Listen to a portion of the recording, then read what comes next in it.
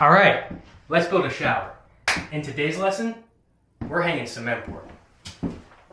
Now, before you guys go crazy in the comments saying, Garrett, you could use drywall for that. Hey, Curdy board is better. What about Weedy board? Oh, Go board? Why not use Go board? It'd be so much easier. Now, I personally like to use cement board for the first reason being, I'm the king of this castle, so I get to make the decisions. I just figured for the common folk watching my videos that cement board and Mapei's Aqua Defense roll-on liquid membrane would just be a good system to start with. Most roll-on liquid membranes do specify that you can apply it over drywall, but I personally don't like installing drywall within a shower or anywhere that's gonna regularly get wet, because if drywall gets wet, it just is gonna crumble apart. What I like about cement board though is if this gets wet, it's not just gonna crumble, it'll keep its shape and stay rigid and not gonna have nearly as big of a problem as you would with drywall. The thing I don't like about cement board is that in between the studs that you install it, if you don't have backer like I've installed here, you're gonna have some flex, and you want zero flex in your tile substrate. This is especially important in my project because I'm choosing to go with a 0% offset for my tile layout, meaning that there's no staggering of tile to give my wall any sort of extra strength. So if this grout line happened to land in between these two studs without any extra horizontal blocking, that would be a weak point in my wall, and over time that grout line could develop a crack. Now you might have noticed I went ahead and did a little bit of work off camera.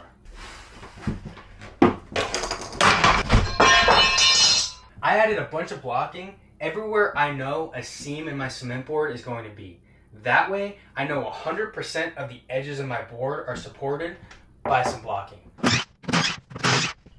Now, doing a little bit of planning before hanging can go a long way. Now, I know the dimensions of this product is a 1/2 inch thick, 3 foot wide, by 5 foot long. Now, when I measure off of this corner, I find that 5 foot lands directly in the center of this stud, which is awesome because that means I can take a full sheet and slap it up here without having to cut my sheet back to the nearest stud. I've also discovered that this wall here measures 5 foot and 1/2 inches. So that means if I hang this wall first, I'll then be able to turn around and hang this sheet here without having to make a cut.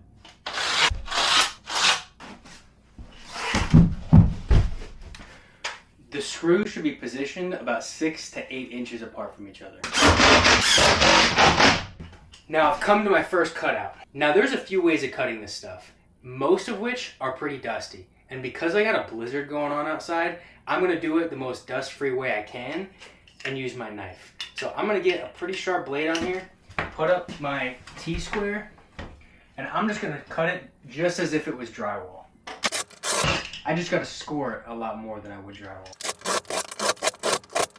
Once it's a good ways through, pull it back, bend it, cut the back side,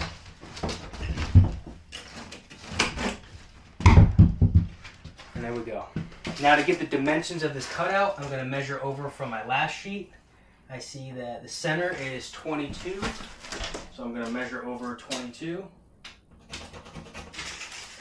Then I'm going to measure up to 31. Next, I'll be using my jiggler. And I like to put on an old dull blade because these blades get pretty expensive. Not if you buy them from my TikTok shop. They're pretty cheap and you get a bunch of them. But this cement board will eat through these blades. So again, just get an old one that I don't care about. And I'm gonna take my hammer. Way bigger of a hole than I need, but again, we're doing some waterproofing, so we'll make that up later. Now for the second row, it's best if we can stagger our sheets. What I mean by that is we have a seam from our bottom row right here, so it's best if we don't break on the same stud.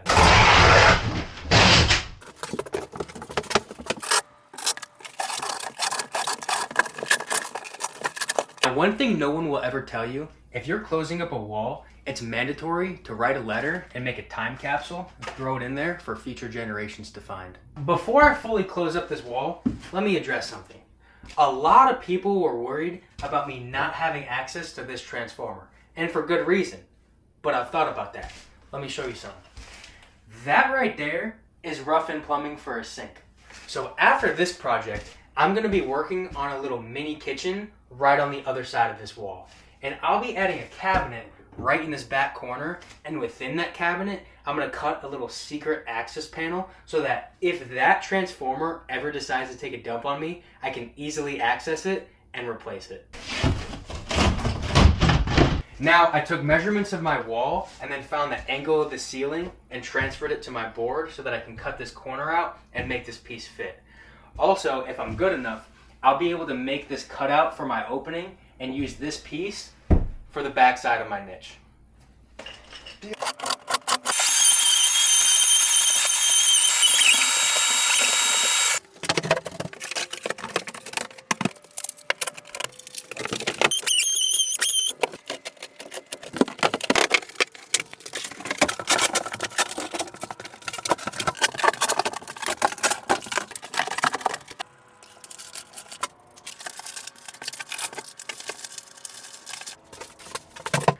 All right, this is take 2 because take 1 of me trying to hang this sheet, I dropped it directly onto my big toe.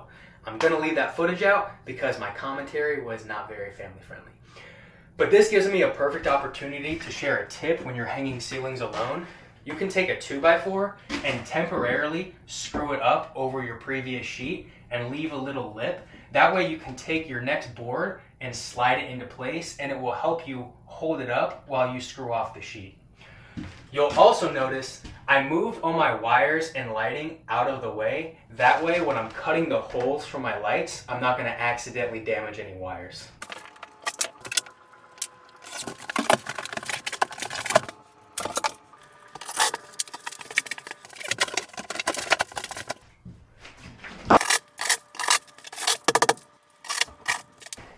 And that is how you board a bathroom. Now, we're going to tape our seams and apply some waterproofing.